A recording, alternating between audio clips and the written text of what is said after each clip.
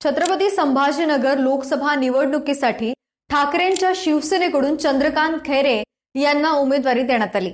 एकनाथ शिंदे यांच्या शिवसेनेकडून संदीपान भुमरे यांना उमेदवारी देण्यात आली आणि इम्तियाज जलील हे एमआयएमचे उमेदवार असणार आहेत।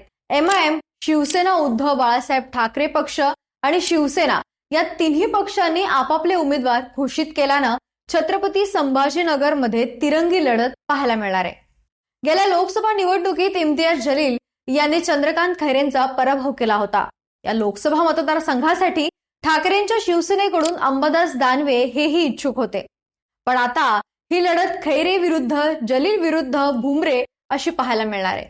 2019च्या आधी शिवसेनेच्या चंद्रकांत खैरे यांनी सलग 4 वेळा खासदार म्हणून निवडणूक लढवली होती आणि निवडून येण्याची त्यांनी किमया साधली होती।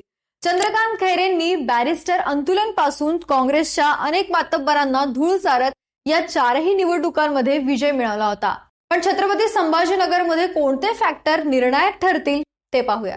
औरंगाबाद लोकसभा निवडणुकीत राम मंदिर, पंतप्रधान नरेंद्र मोदी आणि इतर राष्ट्रीय मुद्दे प्रभावी ठरतीलच, पण मराठा आंदोलनाचा प्रभावही या निवडणुकीवर राहील असा अंदाज आहे।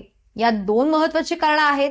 एक म्हणजे मराठा आंदोलक मनोज जरांगे पाटील हे ज्या गावात आंदोलन करत होते ते गाव औरंगाबाद शहरापासून अवघ्या काही तासांच्या अंतरावर आहे। आणि दुसरं म्हणजे 2019च्या निवडणुकीत मराठा चेहरा म्हणून पुढे आलेला हर्षवर्धन जाधव यांना मिळालेली सुमारे 2.5 लाख मतं।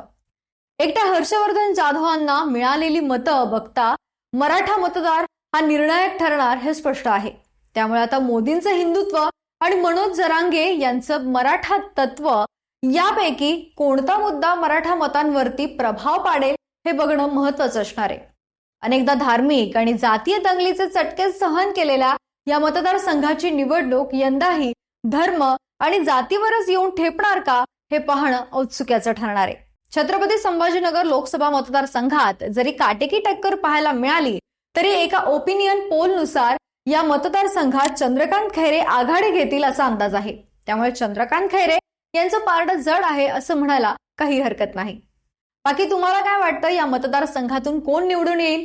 आम्हाला कमेंट बॉक्समध्ये नक्की कळवा। व्हिडिओला लाईक करा, शेअर करा आणि जर तुम्ही या चॅनलवर नवीन असाल तर चॅनलला सबस्क्राईब करायला विसरू नका। धन्यवाद।